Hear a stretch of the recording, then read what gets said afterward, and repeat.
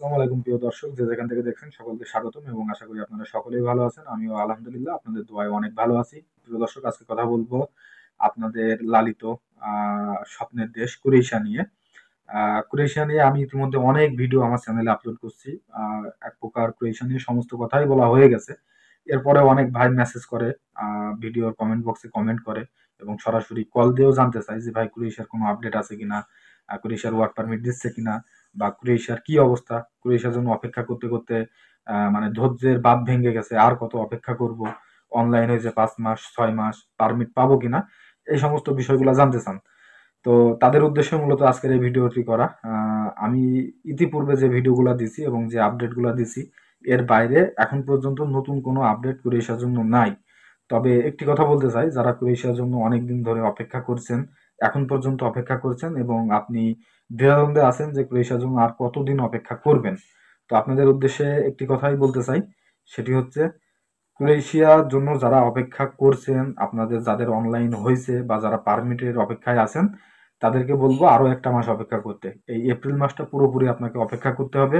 আমি ব্যক্তিগতভাবে আশাবাদী যে ক্রোয়েশিয়া আবার স্বাভাবিক হবে, পারমিট দিবে, ভিসা হবে, সবকিছু হবে।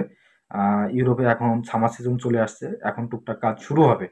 আর ক্রোয়েশিয়া মূলত এই সময়টাতে প্রতি বছরে এই ঝামেলা থাকে, এই সমস্যা থাকে।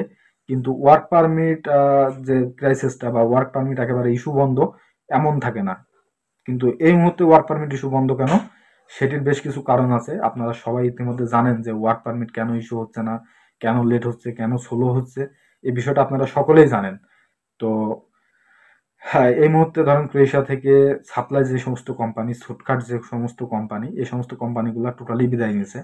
সো এখন ওয়ার্ক পারমিট আবেদন করতে হলে জেনুইন একটি কোম্পানিতে জেনুইন ওয়ার্কার হিসাবে করতে হবে। তো যার কারণে পূর্ববর্তীতে যাদের সাপ্লাই কোম্পানিতে বা ছোটখাটো কোম্পানিতে বা যাদের কাজের লোকের প্রয়োজন নেই, এই ধরনের কোম্পানিতে আবেদন করছেন, সেই সমস্ত পারমিটগুলো কিন্তু ইস্যু হবে না এবং ওই অনলাইনগুলো ক্যান্সেল হয়ে যাবে। এবং নতুন করে কিছু অনলাইন কিন্তু হচ্ছে, একেবারে হচ্ছে না এমন না। তো সেগুলো জেনুইন কোম্পানিতে জেনুইন ওয়ার্কার কাজের ভিডিও, এরপরে ইন্টারভিউ নিয়ে এই সমস্ত অনলাইনগুলো করছে। তো এই পারমিটগুলো বের হবে এবং ভিসা চালু থাকবে। কিন্তু আপনার ওয়ার্কার হতে হবে জেনুইন এবং কোম্পানি হতে হবে জেনুইন। আর দ্বিতীয় যে বিষয়টি, অনেকে কিন্তু সারাদিন চিল্লাচিল্লি করে ফেসবুকের গ্রুপে, আমার ভিডিওর কমেন্ট বক্সে এসে, বা অন্যান্য ভাইদের ইউটিউবে যে সমস্ত ভিডিও দেওয়া আছে ক্রোয়েশিয়া নিয়ে, ওই সমস্ত ভিডিওর কমেন্ট বক্সে এসে কমেন্ট করে, এক প্রকার জিকির করছে যে ক্রোয়েশিয়া বন্ধ, বাঙালিদেরকে ব্যান করে দিছে, ভাই বাঙালিদেরকে ক্রোয়েশিয়া ব্যান করে দিছে, বা বাংলাদেশকে আর ভিসা দিবে না, একেবারে বন্ধ করে দিছে, এমন একটি প্রমাণ যদি আমাকে দিতে পারেন বা দেখাইতে পারেন, আমি আর মানে ক্রোয়েশিয়া নিয়ে ভিডিও করবো না, একটি ভিডিও দেবো না, ক্রোয়েশিয়া নিয়ে কোনো কথা বলবো না। পূর্ববর্তীতে যত ভিডিও দেওয়া আছে সবগুলা ডিলিট করে দেবো, টোটালি ক্রোয়েশিয়া নিয়ে কথা বলা বন্ধ করে দেবো। একটি প্রমাণ দেখান। এরকম কোনো প্রমাণ নাই, এভিডেন্স নাই, ওই যে শুনছে কার কাছ থেকে, গ্রুপে প্রচার হয়েছে, এইগুলা নিয়ে সারাদিন জিকির করছে যে ক্রোয়েশিয়া বাঙালিদেরকে ব্যান করে দিছে, ভিসা হবে না, পারমিট হবে না, এই না সেই না। আরে ভাই, ভিসা তো এখনো হচ্ছে দুই একটা। তো ক্রোয়েশিয়া যদি একেবারে বন্ধ করে দিত বাঙালিদের, তো দুই একটা ভিসা কিসের জন্য দেবে? বন্ধ তো বন্ধ, অফ ইজ অফ। আপনার একেবারে টোটালি যা আবেদন করা আছে এম্বাসিতে ভিসার জন্য, সবগুলা খারিজ করে, রিজেক্ট করে, যাদের পাসপোর্ট তাদের কাছে ডেলিভারি দিয়ে দেবে। এই ক্ষেত্রে কি এম্বাসিকে কোনো জবাবদিহিতা করতে হবে, বা কোনো কারো কাছে কি জবাবদিহিতা বাধ্যতামূলক, বা কোনো কৈফিয়ত দিতে হবে? তাহলে দিচ্ছে না কেন? এই যে যাচাই বাছাই করছে, এরপরে ভিসা দিচ্ছে, রিজেক্ট দিচ্ছে, সবকিছু মিলাই জুলাই কেন? ব্যান তো ব্যান, একেবারে বন্ধ হয়ে যাবে, ভিসা দিবে না। সো এখনো ভিসা দিচ্ছে, কিন্তু সেটির সংখ্যা কম, পারমিট ইস্যুর সংখ্যাও কম এবং নেক্সটেও পারমিট ইস্যু হবে কম। আর সমস্ত সচরাচর যে সমস্ত কোম্পানি থেকে ইতিপূর্বে পারমিট পেয়েছেন, ওই সমস্ত কোম্পানি থেকে পারমিট পাবেন না, বা পারমিটের আবেদনও করতে পারবেন না। শুধুমাত্র বড় বড় কোম্পানিগুলা, জেনুইন কোম্পানিতে জেনুইন ওয়ার্কার যারা, তারা আবেদন করতে পারবে এবং কাজ শুরু হবে। এই এপ্রিলটাই আপনার শেষ অপেক্ষা আর কি। এপ্রিল মাসটা, এপ্রিল মাস পর্যন্ত অপেক্ষা করবেন।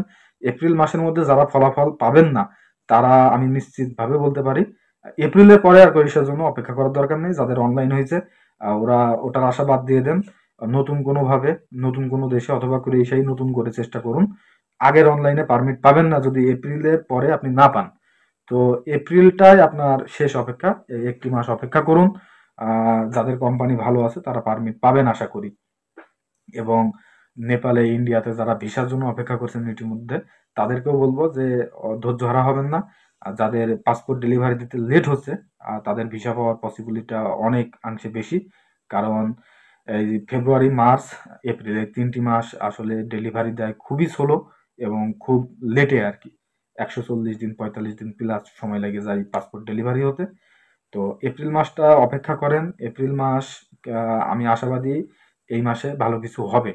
আর যদি না হয় কোনো কারণে, তখন মনে করেন যে নতুন কোনো ওয়ে আপনারা মানে খুঁজে বের করবেন, বা আমি আপনাদেরকে ভিডিওতে বলে দিব। কারণ এটি বলতে তো আমার কোনো বাধা নাই বা আমাকে তো কেউ আটকাবে না যে ক্রোয়েশিয়া মানে আর কাজ হবে না। আপনারা আ ক্রোয়েশিয়া থেকে মুভ করেন, অন্য দেশের জন্য ট্রাই করেন। এটি বলতে তো আমার কোনো বাধা নাই। সো এখন পর্যন্ত আমি ব্যক্তিগতভাবে আশাবাদী, অনেকেই আশাবাদী এবং কাজ টুকটাক হচ্ছে। এপ্রিলের শেষের দিক থেকে আরো ভালো কাজ হবে। এটাই আশাবাদী। তো এই মাসটা অপেক্ষা করুন। এরপরে হয়তোবা ভালো কিছু হবে আশাবাদী। সে পর্যন্ত সবাই অপেক্ষা করুন। ভালো থাকবেন সবাই। পরবর্তী ভিডিও দেখার আমন্ত্রণ জানিয়ে এখানেই শেষ করছি। আসসালামু আলাইকুম।